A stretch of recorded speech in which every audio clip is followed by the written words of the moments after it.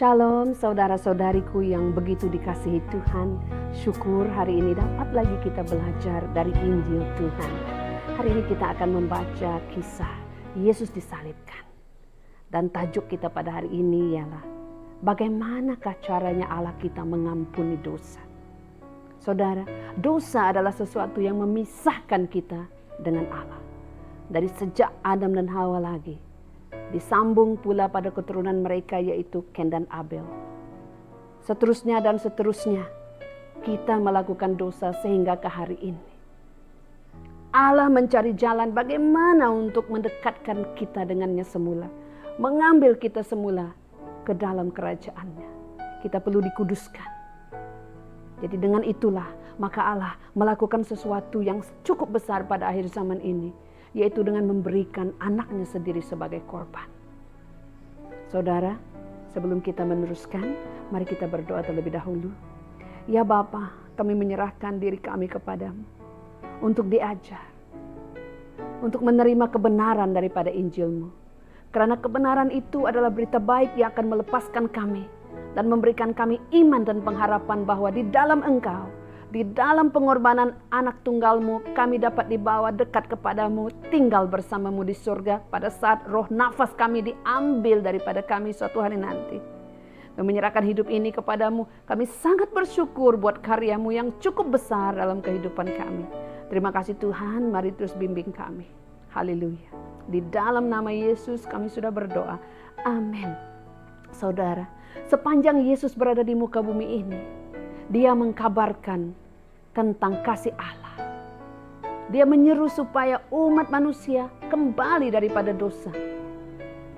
Dia menyerukan supaya kita bertobat daripada dosa kita karena kerajaan Allah sudah dekat. Penghukuman di pihak Allah sudah dekat. Karena Allah sudah tidak mahu lagi melihat kita dipenuhi, kita dilanda, kita diasak oleh dosa. Hidup kita menjadi sengsara karena dosa-dosa kita. Namun demikian, sepanjang pengajarannya di bait-bait suci, ahli-ahli agama, pemimpin-pemimpin pada saat sebelum disalibkan, pemimpin-pemimpin kerajaan Roma menentang dia dan mereka sentiasa merancang untuk membunuh Yesus. Banyak kali rancangan mereka gagal kalau kita membaca dari Injil ini. Namun akhirnya bila mereka menggunakan orang Yesus sendiri, pengikutnya sendiri, muridnya sendiri, yaitu Yudas Iskariot. Untuk memberitahu mereka, membawa mereka kepada Yesus. Sehingga pada malam itu Yesus ditangkap. Sebelum dia ditangkap, dia sudah berdoa. Dia sudah mengatakan, dia tahu bahwa dia akan menempuh kesakitan itu. Dia berkata kepada Bapa, sekiranya mungkin biarlah cawan ini berlalu daripadaku. Tetapi Tuhan Bapa katanya, biarlah kehendak-Mu yang jadi, bukan kehendak-Ku. Dia akhiri doanya dengan seperti itu. Karena dia tahu kehendak Bapa, tanpa pengorbanannya, kita tidak mungkin diselamatkan daripada dosa. Saudara-saudariku, mari kita membaca kisah Yesus disalibkan. Lukas pasal yang ke-23, ayat yang ke-32. Ada dua orang lain, yaitu kedua-duanya penjahat yang akan dibunuh bersama Yesus. Ya, 3 orang, Yesus di tengah, seorang di sebelah kiri, seorang di sebelah kanan. Kedua-duanya penjahat. Dan Yesus juga dilakukan seperti itu karena askar-askar Roma, kerajaan Roma menganggap dia seorang penjahat. Dan hukuman kepadanya ialah mati, dibunuh dengan cara disalibkan. Apakah dakwaan mereka? Dakwaan mereka bahwa Yesus menghujat Allah dengan menganggap dirinya sebagai anak Allah. Sedangkan Bapa di surga sendiri yang berkenan kepadanya.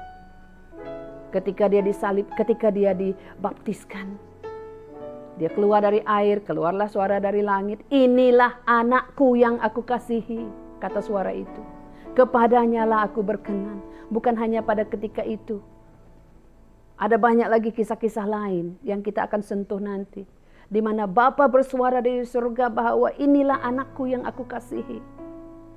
Bila Yesus mengatakan demikian, Yesus dikatakan menghujat Allah. Mengaku dirinya sendiri sebagai anak Allah. Kemudian apa yang terjadi saudara? Mari kita mengikuti cerita ini satu demi satu. Setelah mereka sampai ke tempat yang bernama Tengkorak, Bukit Golgota, mereka pun menyalib Yesus dan kedua-dua orang penjahat itu, seorang di sebelah kanan dan seorang di sebelah kirinya. Yesus berkata, "Ya Bapa, ampunilah mereka karena mereka tidak tahu apa yang dilakukan mereka." Yesus malah berdoa untuk mereka. Dia katakan mereka tidak tahu apa yang mereka perbuat, maksudnya jangan hukum mereka. Mereka membagi-bagikan pakaiannya dengan membuang undi. Orang ramai yang berdiri di situ memandang saja sementara para pemimpin masyarakat mengejeknya. Orang lain diselamatkannya, biarlah dia menyelamatkan dirinya sekarang jika dia sesungguhnya Kristus yang dipilih oleh Allah. Dia dicabar, diejek untuk menurunkan diri dari salib itu. Kalau benar dia adalah penyelamat, kenapa tidak dia selamatkan dirinya? Tapi Yesus sudah berdoa kepada Bapa supaya mereka ini diampuni. Hatinya Yesus, hatinya Tuhan kita. Seterusnya ayat yang ke-36, askar-askar juga memperolok-olokkan Yesus. Mereka menghampirinya dan membawa air anggur asam kepadanya. Lalu berkata, "Jika engkau raja orang Yahudi, selamatkanlah dirimu. Jika benar engkau ini adalah raja, selamatkanlah dirimu." Mereka beri dia anggur masam, memperolok-olokkan. Dihina nih, dicaci, dicela. Ayat yang ke-36, 38, pada sebelah atas kayu salib itu tertulis katanya, "Inilah raja orang Yahudi." Diejek. Mereka ejek dia. Mereka tidak mau menerima dia sebagai raja. Karena mereka tidak mau kedudukan mereka tergugat. Ya. "Bukankah engkau Kristus?" Seorang daripada penjahat yang disalibkan di situ yang mengatakannya. Mula mencelanya seorang yang di sebelahnya. "Bukankah engkau Kristus? Selamatkanlah dirimu dan kami. Kalau engkau benar-benar Kristus si penyelamat, kenapa tidak engkau selamatkan kami?" Itu kata salah seorang daripada penjahat yang disalib bersama dia. Tetapi seorang penjahat lagi menegurnya, "Tidakkah kamu takut akan Allah? Kita sama-sama dihukum mati. Bagi kita hukuman ini adil karena kita menerima balasan yang setimpal. Tetapi orang ini tidak melakukan kesalahan apa-apa."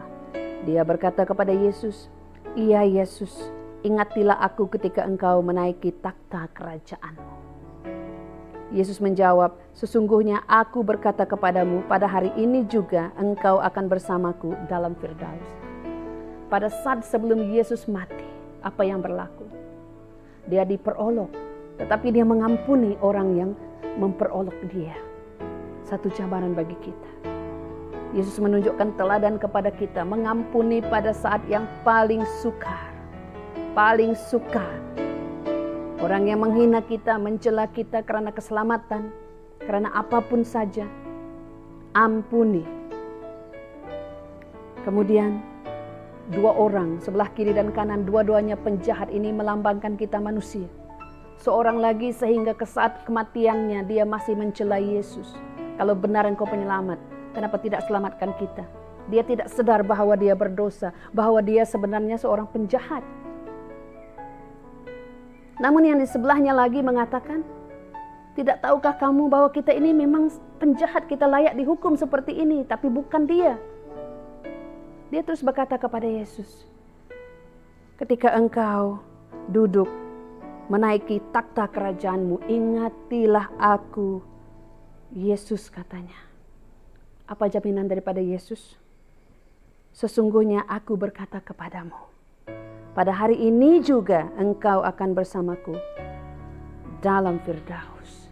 Pada hari itu juga, pada saat nafasnya diambil, rohnya, jiwanya pergi bersama Yesus. Pergi bersama Yesus di Firdaus. Pada saat akhir seorang penyenayah ini. Saudara,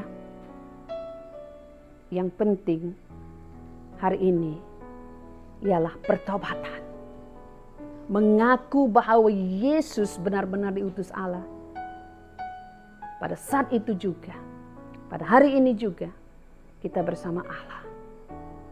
Ya, jiwa kita sudah bersama dengan Allah. Amin. Kita sudah diselamatkan daripada dosa kita, daripada kejahatan-kejahatan kita pada masa lampau. Pada saat Yesus mengatakan, "Engkau ada bersama-samaku di Firdaus." Apa yang berlaku? Selepas itu, ketika itu kira-kira jam ke-6 hingga jam ke-9, seluruh negeri itu diselubungi kegelapan. Karena matahari berhenti bersinar. Matahari berhenti bersinar pada saat Yesus menghembuskan nafasnya. Barulah mereka tergamam.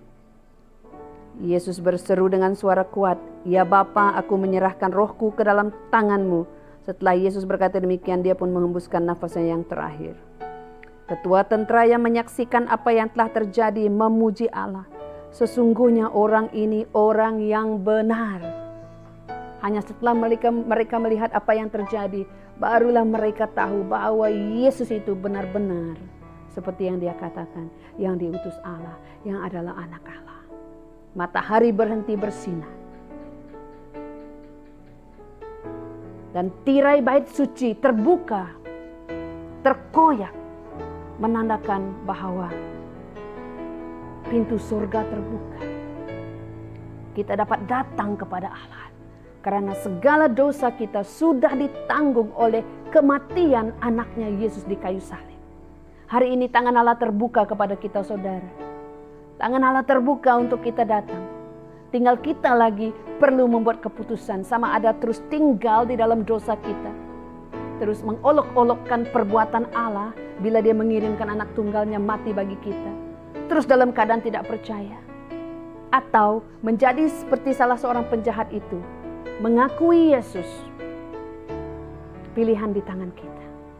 Dan pada hari ini yang Tuhan mau kita tahu, bahwa Dia sudah lakukan sehabis-habisnya, sehingga berkorban, sehingga mati demi menyelamatkan kita daripada dosa kita.